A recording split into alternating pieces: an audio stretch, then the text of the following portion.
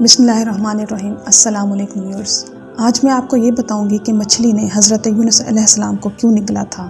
حضرت آدم علیہ السلام کے بعد جتنے بھی انبیاء اس دنیا میں آئے، وہ جب اپنی قوم کو اللہ کا پیغام سناتے اور اللہ تعالیٰ کی وحدانیت کا سبق دیتے، تو وہ لوگ جب ان کی نافرمانی کرتے تو وہ نبی اللہ تعالیٰ سے اپنی اس نافرمان قوم کے لیے عذاب ہونے کی بد دعا کرتے۔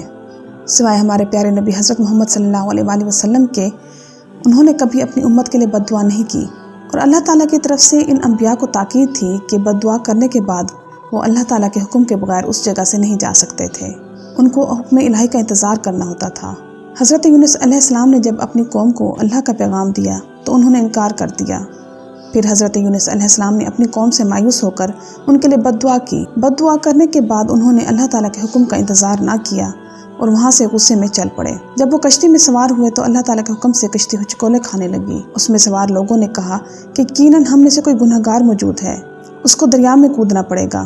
قرآن اندازی 3 بار کی گئی، مگر ہر بار حضرت یونس علیہ السلام کا نام ہی نکلتا۔ انہوں نے حضرت یونس علیہ السلام کو سمندر میں کودنے کا کہا تو حضرت یونس علیہ السلام نے انکار کر دیا۔ پھر انہوں نے زبردستی حضرت یونس علیہ السلام کو سمندر میں گرا دیا۔ سمندر میں گرنے کے کچھ دیر بعد ایک بہت بڑی مچھلی نے انہیں سالم نگل لیا۔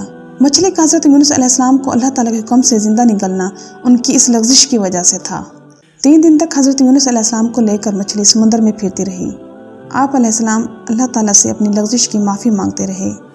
یہ دعا ان کو حضرت جبرائیل علیہ السلام نے آ کر سکھائی تھی۔ اللہ تعالیٰ نے جب ان کو معاف فرما دیا تو مچھلی نے ان کو سمندر کے کنارے آ کر اگل دیا۔ ان کی جلد ایسی تھی جیسی نوزائیدہ بچے کی ہوتی ہے۔ وہیں اللہ تعالیٰ نے ان کے لیے ایک پودا اگا دیا جس کا پھل کھانے سے انہیں بہت تیزی کے ساتھ توانائی حاصل ہوئی۔ حالت قدرے بہتر ہونے کے بعد جب وہ چلنے پھرنے کے قابل ہوئے تو وہ اپنی قوم کی طرف واپس گئے تو حیران رہ گئے کہ وہاں عذاب الہی کے کوئی آثار ہی نہیں تھے۔ ان کی قوم ان کو دیکھ کر دوڑ کر ان کے پاس آئی۔ معلوم کرنے پر پتہ چلا کہ عذاب الہی کے آثار نمودار ہوتے ہی ان کی قوم نے اللہ تعالیٰ سے توبہ کر لی تھی اور اللہ تعالیٰ نے ان کی توبہ قبول کر لی تھی، جس کی وجہ سے عذاب الہی ان پر سے ٹل گیا تھا۔